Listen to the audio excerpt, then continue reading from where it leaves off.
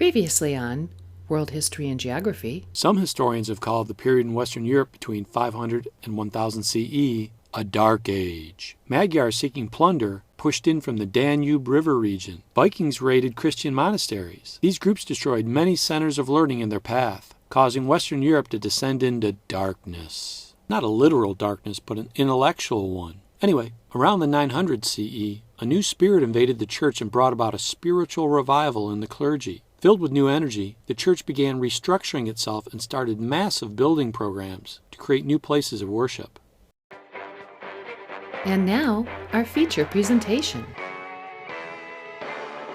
The Western Christian Church restored and expanded its power and authority. A new age of religious feeling was born, the Age of Faith, but there were still many problems that troubled the church. Some priests were nearly illiterate and could barely read their prayers. Some of the popes were men of questionable morals. Many bishops and abbots cared more about their positions as feudal lords than about their duties as spiritual leaders of the church. Christian reformers were most distressed by three main issues. Many village priests married and had families. Such marriages were against church rulings. Bishops sold positions in the church, a practice called simony. Using the practice of lay investiture, kings appointed church bishops. Church reformers believed the church alone should appoint bishops. Hey, did you know that any Christian could become pope? We'll choose the same way they picked the pope.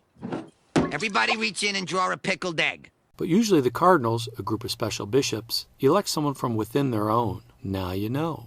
Pope Leo IX and Pope Gregory VII enforced church laws against simony and the marriage of priests. The popes who followed Leo and Gregory reorganized the church to continue the policy of reform. In the 1100s and 1200s, the church was restructured to resemble a kingdom, with the Pope at its head. The Pope's group of advisors was called the Papal Curia. The Curia also acted as a court. It developed canon law, the law of the church, on matters such as marriage, divorce, and inheritance, and decided cases based on these laws. Diplomats for the Pope traveled throughout Europe dealing with bishops and kings. In this way, the Pope established his authority throughout Europe. The church collected taxes in the form of tithes. These consumed 1/10 of the yearly income from every Christian family. The church used some of the money to perform social services such as caring for the sick and the poor. In fact, the church operated most hospitals in medieval Europe. In the early 1200s, wandering friars traveled from place to place preaching and spreading the church's ideas. Like Friar Tuck from Robin Hood. I am but a poor friar, a Tuck of Fountain's Abbey. Anyway, like monks, friars took vows of chastity, poverty, and obedience. Unlike monks, friars did not live apart from the world in monasteries. Instead, they preached to the poor throughout Europe's towns and cities. Friars owned nothing and lived by begging. Oh, and priests were like employees of the church and were in charge of running local churches.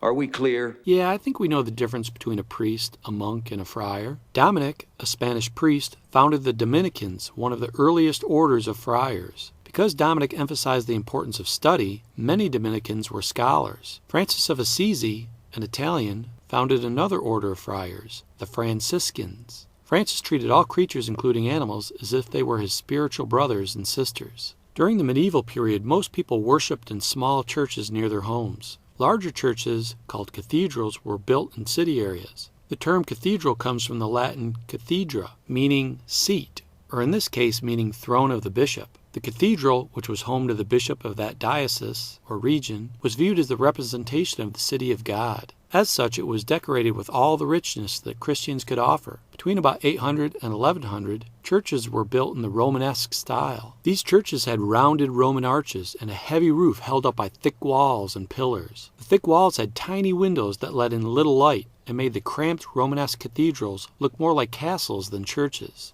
A new spirit in the church, and access to more money from the growing wealth of towns and from increased trade that began in the second half of the Middle Ages, helped fuel the building of churches in several European countries. In the early 1100s, a new style of architecture, known as Gothic, evolved throughout medieval Europe. The term Gothic comes from a Germanic tribe named the Goths, but they don't really have anything to do with architecture.